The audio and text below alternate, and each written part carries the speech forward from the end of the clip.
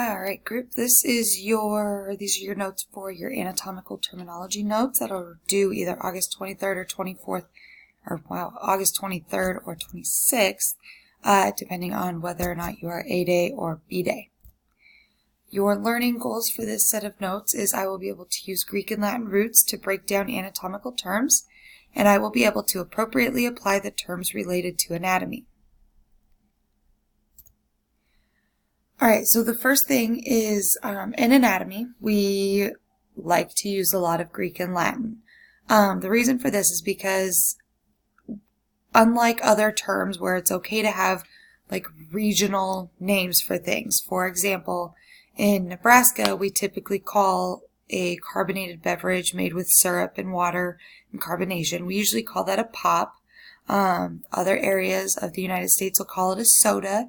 If you go into the South, they'll call it a Coke or a cola. So instead of having all of these regional terms for things, we like to keep it more scientific so that we don't have those miscommunications or those mistranslations. So we use a lot of Greek and Latin, and because the Greeks and the Latins, when anatomy was first being discovered and first being done, these were the people who were leading the field. In order for us to use Greek and Latin words, we will put together prefixes, suffixes, and roots. So the prefixes will happen at the beginning of the word. An example for that would be putting the letter A in front of something, which then means without. So, and then you would also have the root or the base, which is going to be like the meat of the word. And then you have like a suffix, which is the ending of the word. So, for example, we could use the word tracheotomy. Trachea is going to be the base or the root. It means throat. And then otomy is going to be the surgery of or the cutting into of. So this would literally mean the cutting into the throat. So tracheotomy is when a surgeon has to actually bypass the voice box to get airflow into the lungs in a more efficient way. Anatomical position is the way that we will always place a body, whether it's a cadaver, whether it's a person who's on the surgery table. Anytime you go to get a physical done, the doctor will typically place you in anatomical position and then begin their examination of you. Anatomical position just means that the body is erect with the palms forward and thumbs away from the body and feet slightly apart. It is actually how the body comfortably lies. And then anytime that we have a body or a specimen or anything being placed, if we use the term left, it is going to refer to the specimen's left. And if we use right, it will refer to the specimen's right. This is a concept that is often challenging for students to comprehend because usually we go from our own perspective. But again, we have to have these rules in place to make sure that there is continuity between different doctors, different regions, different procedures. So we just need to make sure that everybody's on the same page to avoid any malpracticing. We have two fundamental divisions of the body to begin our directional terminology portion. Axial is going to mean like the main axis of the body. So it is going to be the head, the chest, and the abdomen, and the very upper portion of the groin. Okay, so the head, chest, abdomen, and very upper portion of the groin. It is the main axis. You can remember axis as in like central. The axle of the car is the central portion between the two wheels. So that's kind of how I remember it. The other portion is appendicular, which just means it's attached. Anytime you have an appendage, that means it's going to be attached to something else. So that's going to include the arms and the legs, and then everything attached to those. So arms, wrist, fingers, hands, leg, calf muscle area, ankle, and then feet and toes. The following terms will be used between now and the end of the school year. So these regional terms are just a way to give a direction to how we need to get to a location. So, So superior and inferior are going to be opposite of each other. Superior is going to mean above. So, for example, you can remember this, like your superior at work means they're your boss, they're above you. Inferior is going to mean below. Ventral and anterior for humans means the same thing. And then dorsal and posterior in humans mean the same thing. So ventral and anterior is going to mean towards the front. Dorsal and posterior means towards the back. If you ever study veterinary science, then they actually have different meanings. Ventral will mean toward like the belly, and then anterior means of the head. So if you think of an animal and it being on all fours, this would actually have two different directions. And same with dorsal and posterior. Dorsal means of the back. Posterior means towards the like rump or behind. But because we're humans and we stand upright, they actually mean the same thing for us. Medial and lateral, again, these are going to be opposites of each other. Medial means towards the midline. Lateral means away from the midline. And then intermediate means it's kind of in between that. So it's not directly in the middle. It's not all the way on the side. It's right in the middle. Proximal and distal, we will practice these more in class. Just know that proximal and distal are only used for the appendicular portion of the body. So it's only used on arms or legs or hands or feet. It does not get to be used anywhere near the central axis or the axial part of the body. Proximal will mean close to the point of attachment. So how you would use this is you would say something like, my elbow is proximal to my wrist. It's closer to that shoulder joint than the wrist is. And reverse of that, distal is going to mean away from the point of attachment. So you would say something like, my ankle is distal to my knee. It means it's further away from that hip joint. So proximal and distal will always go in reference to either the shoulder joint or the hip joint. Superficial and deep are our last opposites of each other. Superficial is on the surface or external. Deep is going to be below the surface.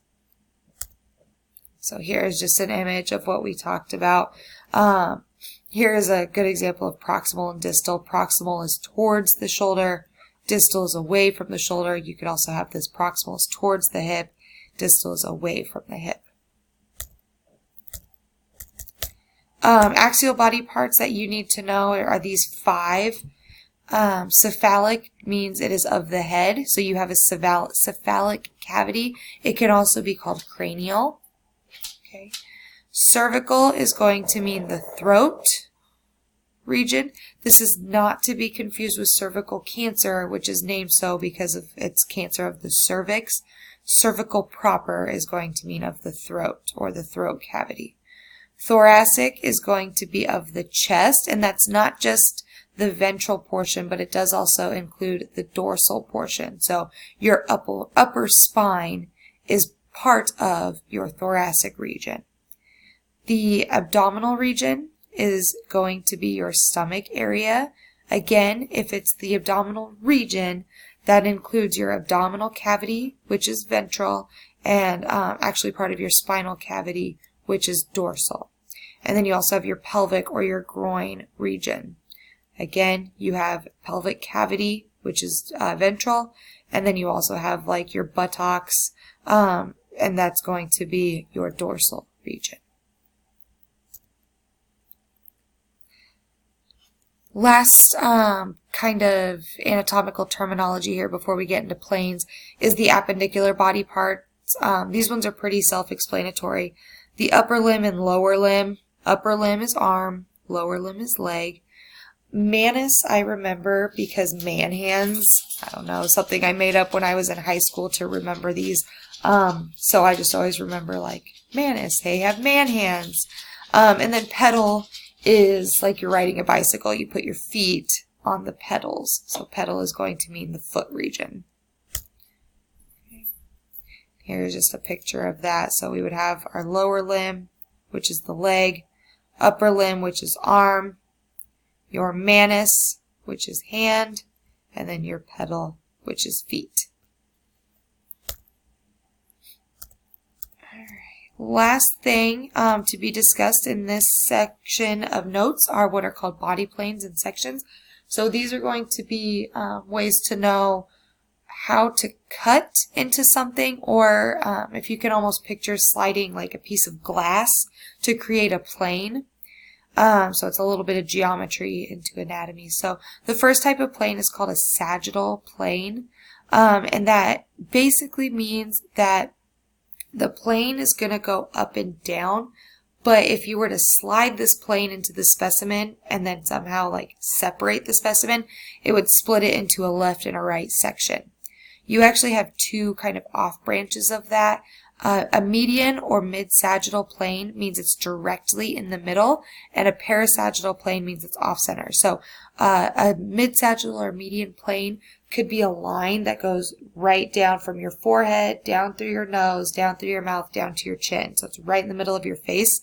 A parasagittal line or a parasagittal plane would go through, say, your eye. So it'd start on the side of your forehead, go through your eye, through your cheek, and then down to the side of your chin. That's a parasagittal plane.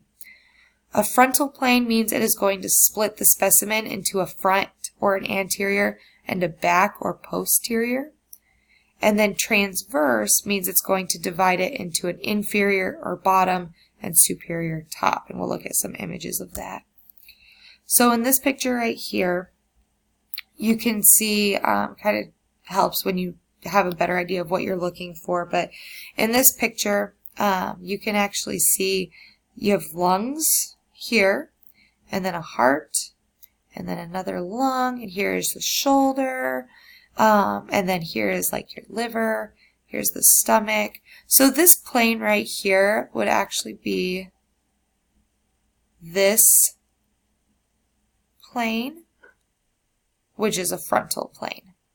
So this plane is indicating a frontal plane because this piece of glass is sliding through her shoulders and through her thoracic and abdominal region.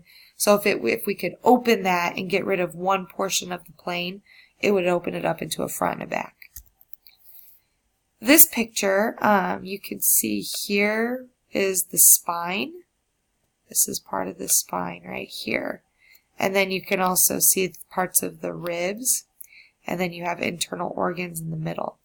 So this plane is actually this one right here, which is splitting the specimen into a front half and a bottom half. So this one right here is actually going to be a transverse plane. And then finally this one, you can see, again, here's the spine, or the spinal column. This right here would be like the buttocks region. This would be like some belly fat, some chest fat. So this one is being split into a left and a right.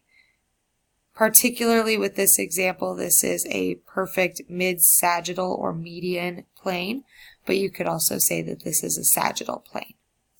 So hopefully these notes you have a general understanding, because as we come into class, we are going to work more on understanding these terms and getting ourselves familiar with them. So as always, if you have any questions, please reach out to me. And if not, I will see you in class when we start really diving into the terms and ways to speak anatomy. And I will see you guys in class.